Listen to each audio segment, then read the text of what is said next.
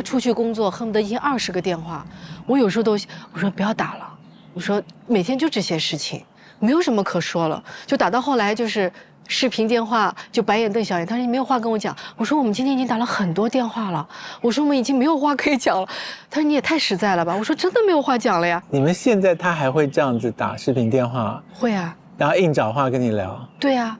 戏的众生，我们邀请到了大家都非常熟悉的著名女演员孙俪。孙俪除了塑造了很多脍炙人口的经典角色之外，那这些年呢，我们观众对于她一个更加深刻的印象是，孙俪是一个非常热爱生活的人。在跟康永哥的聊天当中，孙俪姐也讲到了很多她人生当中从未向别人提及的选择时刻，而这一期的众生要从一个意想不到的地方开始。因为准备要去一个热的户外地方，对我来讲挺新鲜的，因为我几乎是不出外景的。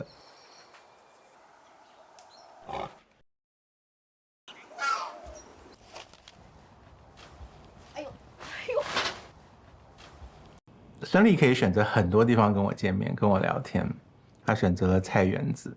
我当然会企图要了解这个菜园子在他的生活中的比重占到多少，他是不是想要我看到某一个他觉得被别人忽视的他的生活的层面。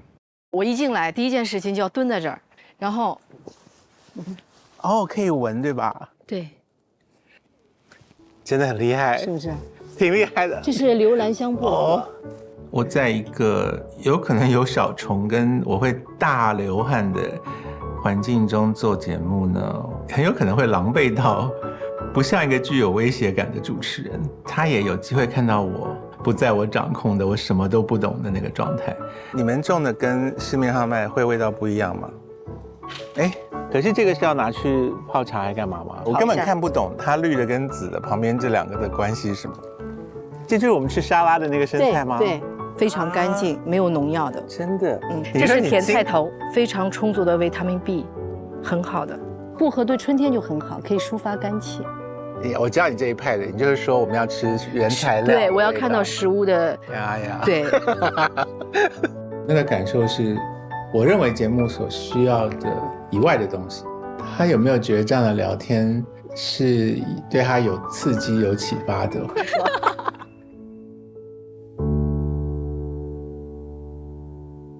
节目由北欧豪华旗舰型轿车沃尔沃 S90 独家冠名播出。本节目由源自北欧挪威的高端天然饮用水品牌 WOS 赞助播出。Hello， 康永哥。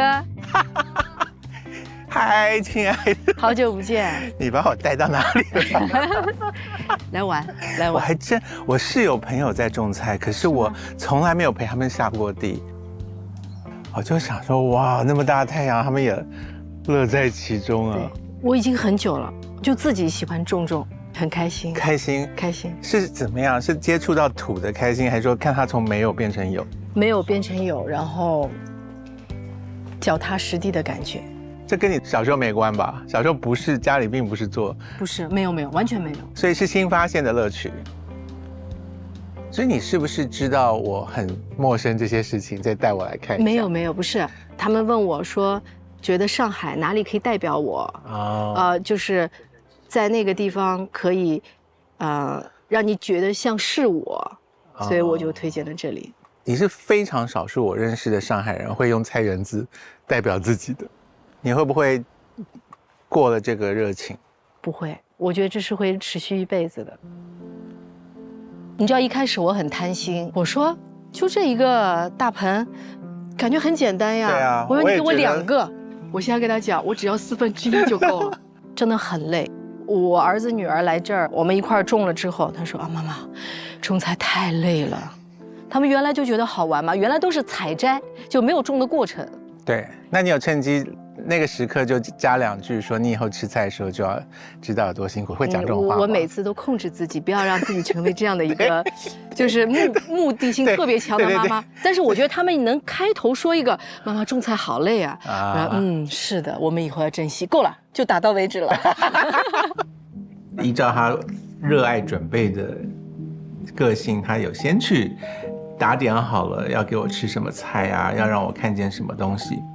如果这是他的准备的话，我当然就会顺着这个准备去寻找线索，就是他到底想要我看到他的哪一面。你来这里的时候是跟家人来多，还是你一个人来多？家人一起。所以你把这当成是家庭活动。对。你亲手做菜吗？会做，但是不能天天做，天天做没这个耐心。是多久一次？有心情的时候。我可以吃得很不热情吗？也可以，一般都不会热情的。真的？我经纪人不愿意在我家吃饭的，因为他们觉得我吃饭太无趣了。为什么？我以前对吃食没有追求，没有享受乐趣，没有任何追求，水煮清蒸。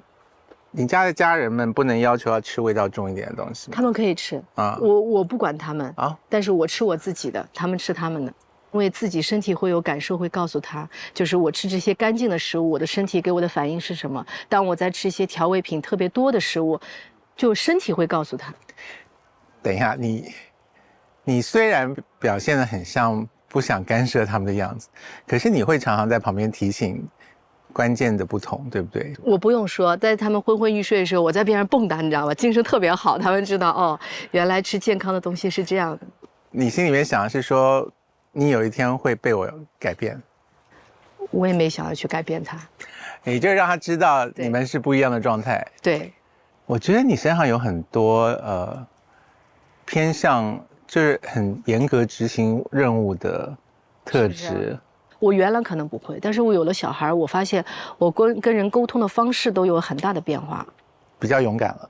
我会把我自己所有想法要更简单明了清晰地告诉对方。是的，你知道很多女生就是说哭着说我没事，然后别人就不知道怎么办，因为你说你没事，可是你在哭。我一定不会的，我一定会把我心里想要的告诉你。那是现在。对。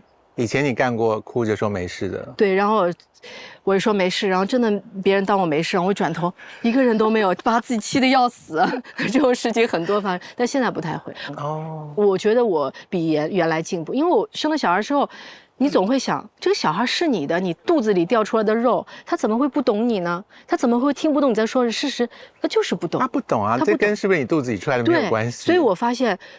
离你那么近的人，对不对？跟你有那么血缘关系的人，你一句话没有说明白，他都会误会，都会误解，更别说跟你10万8千里，从来人生没有任何交集的人。所以我必须要说得很明白，他可能只能 get 到80%吧。有时候你想，我有时候自己都不明白自己在想什么，需要跟自己谈话。我们都不那么明白我们自己在想什么。对。那有那种时刻是别人讲话然后你 get 不到的吗？应该比较少，我觉得。这就是我们的问题，就是当我们觉得别人 get 不到我们的时候，我们很少管我们有没有 get 到别人啊。我每问他的一个问题，都是问我自己的问题。我也当下同时问我自己说，那我有 get 到别人要我 get 到的东西吗？好像也没有，说不定别人转过身去就觉得说蔡康永这白痴。get 不到我要讲的70%哈。其实很多人经常问我，他说你平时会哭吗？是啊，你要特别好奇说你在戏里那么能哭，你是不是在平时也很能哭？练习的啊。我说我平时其实不哭，我不爱哭。对，而且我哭的点都很奇怪。我觉得我很少因为生气而哭。受委屈呢？也不会哭，反而是那种让我感动的瞬间，那当然我会哭。那当然而且是崩溃的哭。哭到控制不了的。可是生活中真的感动，还是什么看书还看电影？真的感动。对。前2天我跟邓超2个人就抱头痛哭了一下。感动。然后2个孩子也在边上，他们就很冷静的递给我们餐巾纸。小朋友在旁边。对。所以我本来不想在孩子面前哭。他们看了并不觉得怎么样。我不觉得怎么样。这很棒，是吗？这很棒。我是他了解情绪的表达，就是很自然的事。我从来不会隐瞒情绪。对，就是我如果今天心情不好，那人总有烦躁的时候，我就会跟他讲，我说你今天少跟我说话我说我今天心情不太好。对，我也会告诉因为是什么事情，不是因为你，是因为我工作上或者是什么情绪不好，我不想说话，就我今天很疲劳。他们都能很准确的知道我现在发生什么。这很成功，这是很棒的教育啊。我更在乎人跟人之间的情绪是能够共频的、共振的，我觉得这个很重要。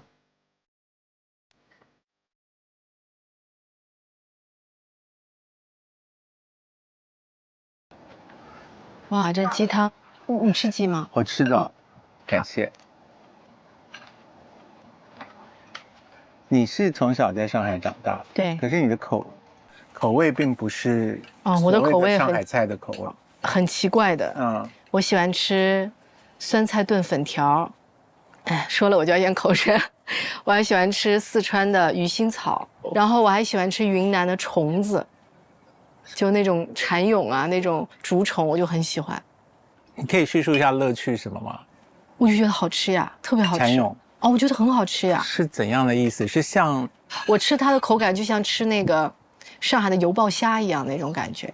你是会有本事把有壳的虾放进嘴里，然后吐出来壳就去掉那种吗？我可以把壳全部吃下去。啊？为什么要这样？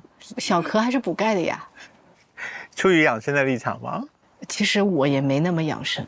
你不那么养生，那你每次节气的时候发那些泡脚的事情是怎样？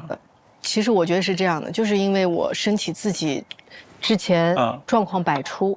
我以前拍戏，比如说3个月我最后1个月我的免疫系统就崩溃了，天天拉肚子，然后脸上长好多痘痘，皮肤痒，动不动就发烧感冒，就是拍完戏最起码要看病看很久。是因为拍戏的压力吧？我就一直想找问题的根源，我说我到底问题发生在哪儿？我就看书啊，问医生啊，就各种体会自己，感受自己，然后慢慢，哎，我觉得我改变这一切，好像对自己的健康有用。特别好笑，你知道吧？网友一直说我眼睛很大，然后好多人说感觉我像得了甲亢，你知道吧？我就后来照镜子，说有吗？到底有吗？眼睛很大，可是我眼睛原来又挺大的呀。然后我有一个医生朋友，有一天我正好跟他吃饭，我说你觉得我眼睛有问题吧？他有什么问题啊？我说网友都说我眼睛大的有感觉得甲亢一样，我说要不要去查一下？他骂我了，你知道？他说你有病啊！他说你眼睛又不是第一天大，你从小就大的呀。但是我还是去查了一下。干嘛嘞？我没有甲亢呀。是啊。你看风一吹我都流鼻涕了，那没有风啊，没有什么风啊，你刚刚那个2阵风吹过之后，你还在算有几阵风？我听说演员会抢好的位置来让自己在镜头前面有重点，有这种事吗？我如果懂这些，我就经常不会站在顶光底下把自己拍得那么难看了。我经常问我助手，问灯光师，我说我应该站在什么光位会显得让自己美一点？我现在唯一知道就是不能站在顶光底下。你看到自己丑的时候会怎么样？就觉得哎呀老了。这是不相干，我跟你讲，老归老，丑归丑，两码事。老是无可挽回的，就是老就会一直老。但是我就丑你可以克服啊。不是这样的，就是小的时候你站什么光都行。好，老是一个压力是吧？没有压力，没有压力。所以看到自己，我接受自己在画面上有点年龄，会觉得，下次要更小心避开这个角度，还是说就觉得要让观众看到，可以看到我也希望自己能够真实的看到自己。但是你看到那一刻，你心里肯定会咯噔一下，是吧？咯噔一下，哎呀，我都咯噔过800下，真的吗？对。但慢慢就接受了，就是不，因为你没有办法不接受，对啊，你只是要问你自己的态度是。你要跟观众一起老，还是你想要让观众以为你是神仙，你都不会老？不可能是神仙的，他还是会变化。你像我的小孩，从生出来53厘米到现在已经快1.6米了，他们已经长大了，而且原来的 baby face 都没有了，已经变成一个少年少女了。是，我怎么可能不变呢？不可能的。对，可是这是你现在讲的话，就是等到你变了的时候，你还是会想挽回啊。那我现在已经变了呀。你去演一个戏的时候，你是会研究这个角色是个对什么样的人？对。你有没有觉得这个习惯会蔓延到生活去？你研究你生活里的人吗？会。你有没有在研究邓超？他不需要研究，他太简单了。你这很狂妄。我有个朋友就说啊，看起来就是我们2个人，他感觉给人更大大咧咧，但其实他心其实比我细腻多了，就你在乎那一块，他没有显露在很台面上的那一块，他没有在大众面前显露，但是他会在我面前显露。所以你认为你都知道？我觉得人不可能100%都了解对方吧，就像我说我有可能也没有那么100%了解我自己一样。如果我有一天有机会访问你先生或者是你的小孩，就他们说你一直想改变他们，你会吓到吗？我可能也不会吓到吧。我觉得我女儿可能会不太给我面子，但是我女儿比较很会说实话，她跟我很像，所以她经常说很多实话。邓超很担心，妹妹啊，不能这么说，妈妈会生气。我说不，妈妈不会生气，因为妈妈也想这么说，但我儿子一定不会。我儿子哪怕心里这样想了，他一定在你面前说我最好的话。你知道有一次我儿子，他们现在长大了嘛，要有跟同学有沟通的工具，有手机啊，然后有微信。因为我跟他讲过，我说你现在还小，你加任何人微信，你得让妈妈知道。然后有一天他说他的同学都在加他，很多陌生人也在加他，他不认识的同学他不想加，怎么办？他问我，我说你跟他讲，妈妈不同意。我说你完全可以推在我身上。我不可以这么说。我说为什么呀？我不能让别人觉得你是个不好的妈妈。我还蛮感动的那一刻，你知道吗？我真的很庆幸我不在你们家，因为他光是这样讲，我可能就会在心里转来几个弯，想说他第一个他是在用我来逼他自己当好人吗？比方说他不要妈妈背这个罪名嘛，那是不是他就会变成一个无法拒绝别人的人？然后他是用妈妈来当成他的立场，就是说我妈不是这种人，所以我谁来都加，我永远都不说不。那这个也会让我，就是我如果是家长，我就会担心说你觉得说不很可怕吗？你应该拒绝的呀，所以他不肯说不，我就会担心。然后第二个就是说，这样子讲的意思是你觉得我这个妈是背不起黑锅的吗？还是？那我不会，你想的这2点我都不会这样想。我知道，所以我们不一样，是不是啊？是你不会这样想，我完全不会。那你想的是什么？我觉得我儿子好棒真的。Okay, 好。我觉得我们做访问，有的时候是要服务感觉不幸的人，有的时候是服务感觉幸福可是却不安的人。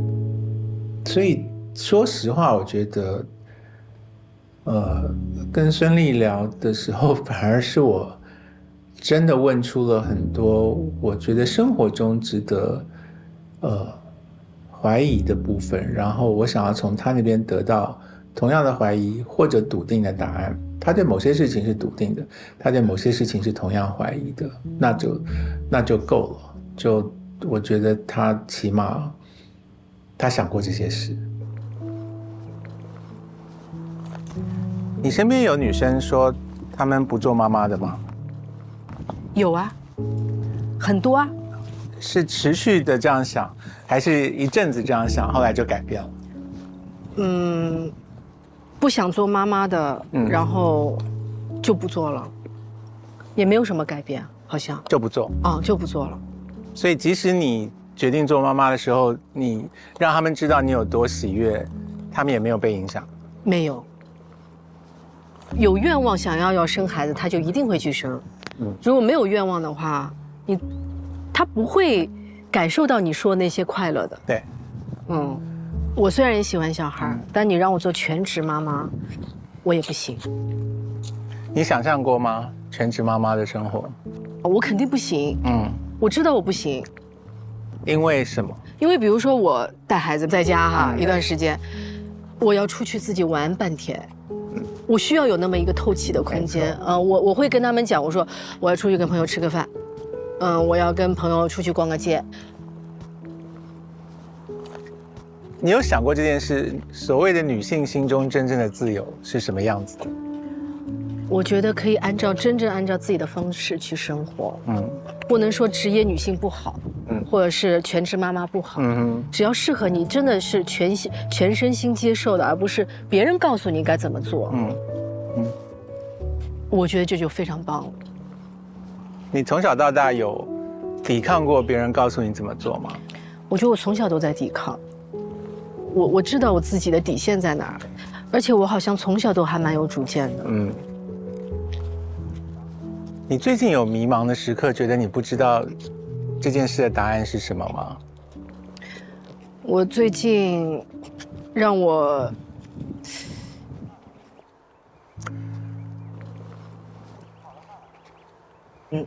就是你认真做一件事情，它的结果到底是会好还是不好？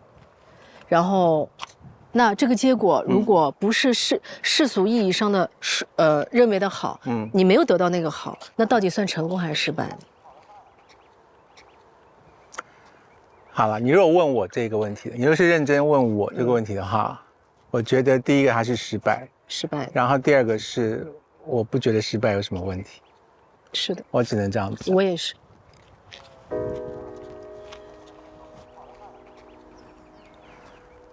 孙俪带我去的这个地方，让我有一些感受。那个感受是我认为节目所需要的以外的东西。它比较像是我跟他在作为朋友的交往当中发生的事情，而不太像是节目中发生的事情。我要分一些心思去接收那个环境所带来的讯息，然后还是非常有趣的，就是他给了我一些我自己设想好的之外的刺激。那我觉得我好像记得在聊到一些在菜园子发生的有趣的事情的同时，也还是会顺着把想问的问题给问出来。所以我有在做这件事，可是我不知道孙俪的感觉是什么。我可以再问她看看，就是他有没有觉得这样的聊天是对他有刺激有启发的，或者就是一个很像朋友的聊天。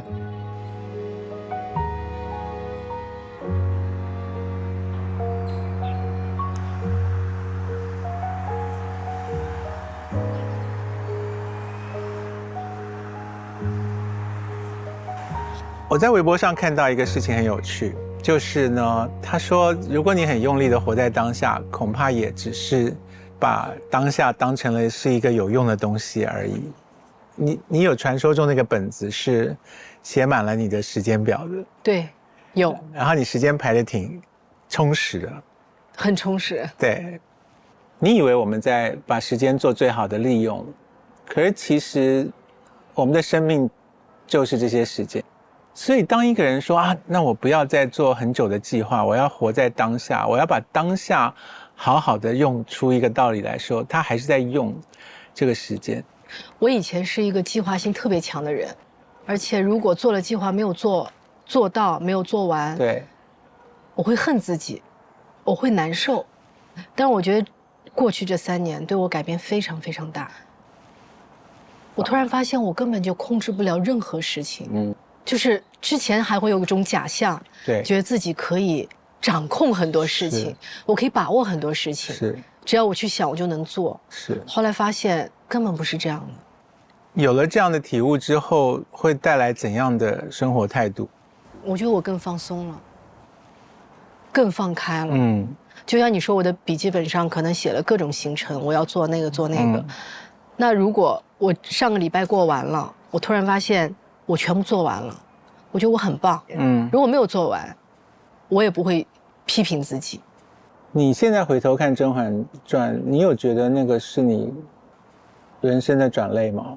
我是这样的，就是别人老跟我讲，说《甄嬛传》你演得好好，我都看了10几遍，对，你的台词倒背如流。对，我觉得他是在捧你场。对，但从去年真的有那么多人在想，说这个戏播了10年了，然后还时不时的就会上热搜，因为一个什么。对。我才跟同事说，我说原来《甄嬛传》真的很火哎，我很少看自己的戏，我不敢看自己。我后来有看过自己演的玉观音，是，其实这里面有很多场戏我是努着劲儿演的，是，就是导演也跟我讲戏了，我感觉我听明白了，但是我感觉我是没有演出来，我自己知道，就是我没有完完全全的在里头，我只是完成了导演想要我的那个结果。后来我还跟丁黑导演，我跟他聊过这件事情，我说如果玉观音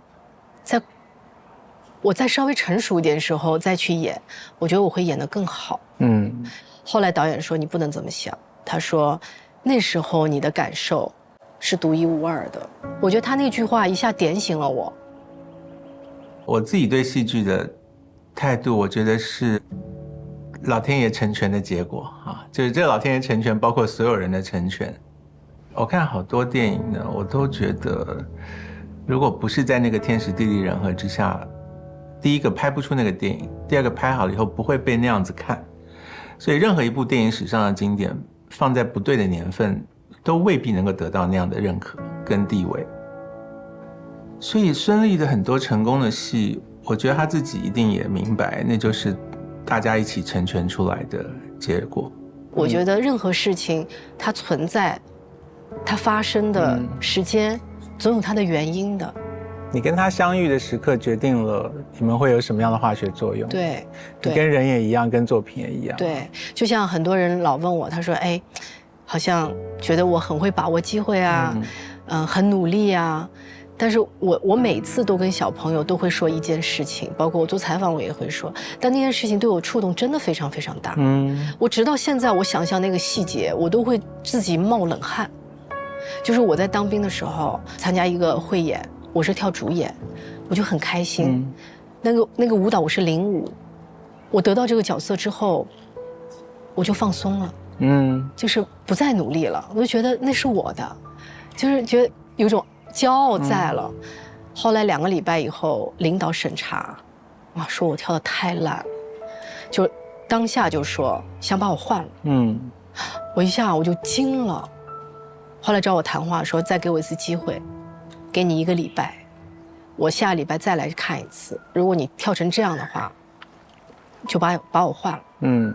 那一次对我来讲真的是当头一棒，直到现在我都不能想这件事情，就想了我就会冒冷汗的那种，很吓人。我觉得挺吓人的，对，就那时候我才10几岁，对吧？对。但那件事情就告诉我，就是任何机会在你手上，我如果不努力，它还不是你的。是。你一定要付出10分的努力，它才是你的。所以如果有人，他就觉得他也可以这么努力，可是他可能就永远都得不到这样的角色，你会叫他要再努力下去吗？我觉得机遇真的很重要。我真的很感谢，就是我努力了，然后也会被人看到。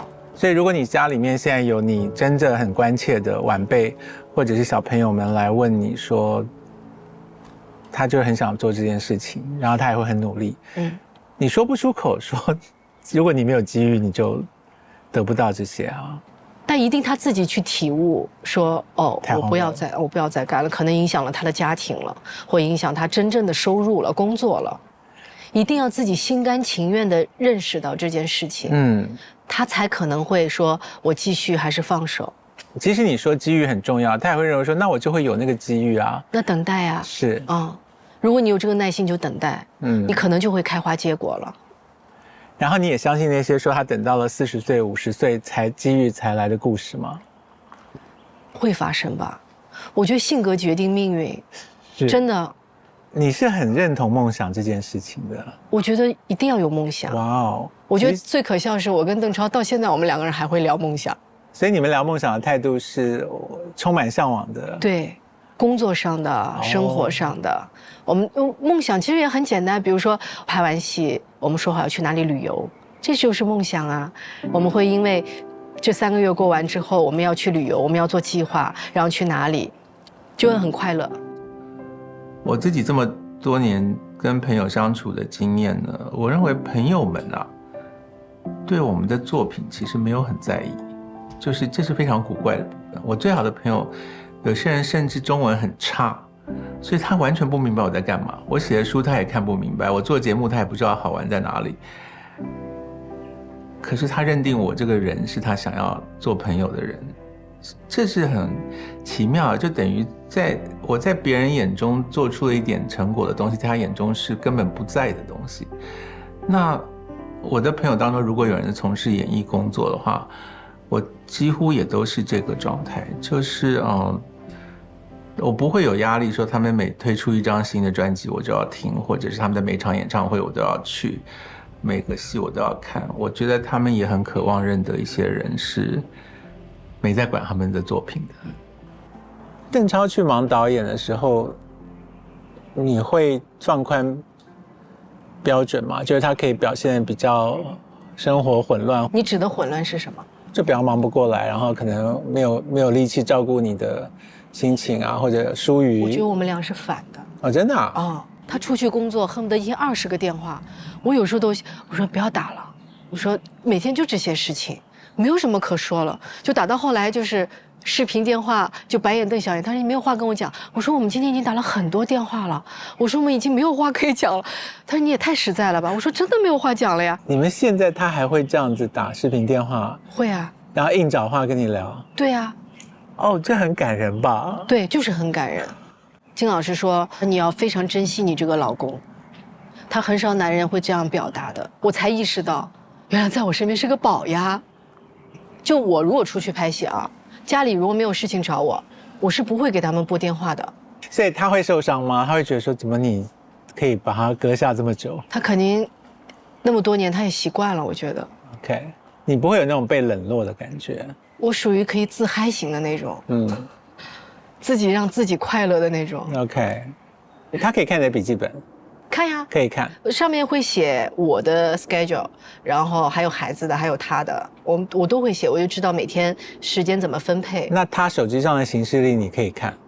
我不看他手机，他现在也习惯用笔记本， Okay. 对，所以我们现在有一个习惯是每个星期天晚上要互相拿出笔记本，要记录一下对方要做的事情。OK， 所以不看手机是你自己为自己定的原则？也不是，我觉得没必要看。而且每个人心里都要有秘密的，孩子也是，你的家庭另一半也是。现在的生活超过你以前想象的幸福状态？哦，绝对超过了。超过。哦，所以每一天都是，我觉得都是老天的馈赠的感觉。有的人会忐忑不安，觉得这个幸福会不会很脆弱，或者会要跟自己讲说，不一定会一直这样子。你会这样吗？我有过这样的困惑，我前2天还问过金老师这样的问题。我说，我总是时不时的会提醒自己，心里有一些恐惧。他说，其实是你要更相信自己。产生那个不安的时候，要怎么安定下来？还是就是说让他不安？我找一块木头摸一下。真的吗？对，就是给自己添一点好运。对对对，然后其实每次发生心情就是有波动的时候，是自己跟自己聊天最好的机会。可是怎么能做到，在很情绪不安的时候，还能做到让自己醒过来？我后来发现，就是我有的困惑大家都有，大家有的困惑我也有，不是我一个人的问题。然后如果发生问题，我可能原来我需要花很长时间去修复，现在时间越来越短了。好多事情其实只是程度的不同，它不是我们小时候以为的正与反、黑与白、对或错，它就是你多做一点就会有一点点，然后它始终不会到那个你以为的终点，可是它就是有比以前多一点。你在生活中演不演戏？人生多半需要演技啊。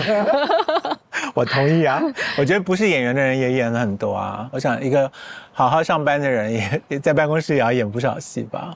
对，因为有些话如果说得太直白，其实很伤人的，而且也不必要。对，而且特别这3年，我发现我真的内心感受，每个人都要去被鼓励，因为每个人都太了不起了。对，费很多劲儿才走到这一步。对，我上次还看了个视频，一个人跟陌生人打开手的时候，里面是一颗糖。哇，对方的笑容特别灿烂。我看了那个视频，我哭了，我特别感动。然后我都想过，我说我也要放糖在身边，看到陌生人给人，但我怕别人会打我。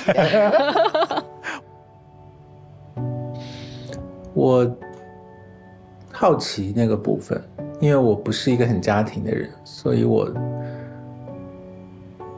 觉得真的有那么坚固稳定的东西吗？如果以他所透露的对于无常的体会，那幸福也只能够是无常的，真不太能够跳脱这件事情。所以他自己也讲了，他有不安的感觉，他只是不安的时间渐渐的变短而已。这些是我想要听到的真实的答案。你现在还会记得你刚开始成名的时候的感觉吗？会。是什么瞬间？做群访的时候，有人问我问题了。哇，我没有想过这件事。因为已经适应了做群访的时候，没有人来问问题，我们都是站着做陪衬。突然有人来问我问题，然后下去之后要打自己，就是怎么回答的那么差，都没有把握好机会。那是发生在什么时候？玉观音的时候，玉观音你就是女主了，不是吗？但是我是新人呀，那时候何润东啊、佟大为啊都很有名。对，我们都是几个人站着一大排的话筒，然后记者点名问问题嘛。对，一般我都是拿话筒的。如果你没有料到，你可能还离话筒很远。对，我们还要把话筒移过去的。哦，然后开始拍广告了。那第一次看到自己的广告会，你有做任何事吗？你会跑去广告前面拍个照留念什么这些吗？我现在也会啊。我现在也会看到自己的广告，然后在车上，如果跟孩子坐一个车上看到自己广告，我就看看。你现在回头看你之前的人生，有你很想要、特别想回去的哪一段吗？没有哎，过去就过去了。是，其实很多事情它都喜忧参半的。是，没有绝对的好，也没有绝对的不好。你不会觉得当演员这件事情界定了孙俪这个人，对不对？不当演员，孙俪还是活得很爽快，然后继续有梦想，对不对？也不一定。不知道。我不知道。其实我有过一段非常迷茫的时间。我以前是舞蹈演员，我从来没有想过我离开艺术这个行业，我还能做什么。可是演员是拿自己的肉身去拼的工作，我觉得这不容易，这很难。就是你做再多功课，不是别人替你实现这件事，是你做越多功课，你都要自己去实现它。我觉得很恐怖，就是你不是一个将军而已，你同时是那个小兵。比如说我演一个戏，我会想象很多场景，对啊，想象这个场景，想象对手演员可能会怎么演，我这句台词我可能想怎么表达这个情绪，我想，我觉得特别好，我想怎么表达。但到现场，其实对方根本没有给你这样的空间让你去这样做。你随时要改变自己，等于你去的每一次都是在跟别人要一起完成一件事，可是那个别人会怎么做，你根本不晓得。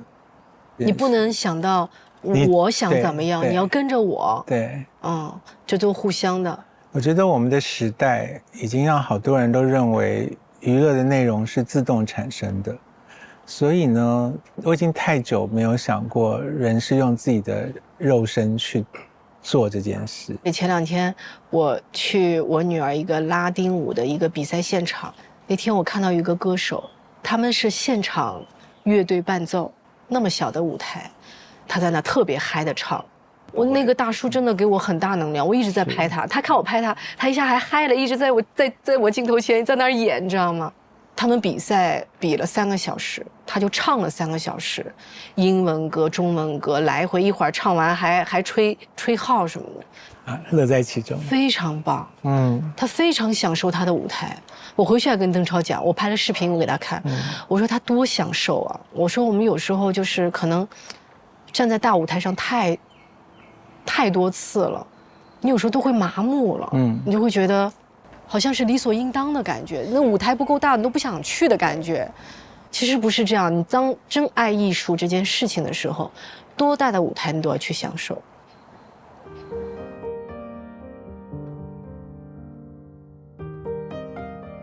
你在戏里面吵架的时候，情绪会体会到一种惊险或者是不舒服吗？觉得说不会，因为定好的这个吵架一定是我赢的，所以我不怕。但是我真的在平时吵，我一定是吵不过人家的。真的吗？我一吵架，我嘴就很笨很笨。哈，这么弱？非常弱。所以你觉得，如果我们两个都活在宫里的话，我们两个谁活久一点？肯定是你。肯定是我。也有可能是我，因为我不跟人吵嘛，也不惹人。人生充满了各种的苦，然后我们得自己，人类是非常矛盾的，要自己想办法去应对这些苦恼的一个物种。所以呢，我们自己定义了幸福，然后我们又自己定义了不安，怎么办呢？最后我们就只能够想办法把不安的时间变少一点，这是我们的生存之道。今天有件事情忘记告诉孙俪了，就是我觉得恐怕如果要逃难的话，我会拉她一起逃难吧。就是她显然是一个在灾难中还能够保持冷静的寻找活下去的方法的人，然后情绪对她来讲显然是她能够收得到，可是她没有指望情绪能够解决事情的一个态度，这些都在逃难当中非常有用，所以我认为他会是一个逃难的好伙伴。可是我通常对人家讲这句话的时候，收到人没有人认为这个是赞美，就会觉得听起来很恐怖。可是这是我极大的赞美，我觉得很多人是太平时期非常好的朋友，可是逃难的时候是不适合在一起逃难的。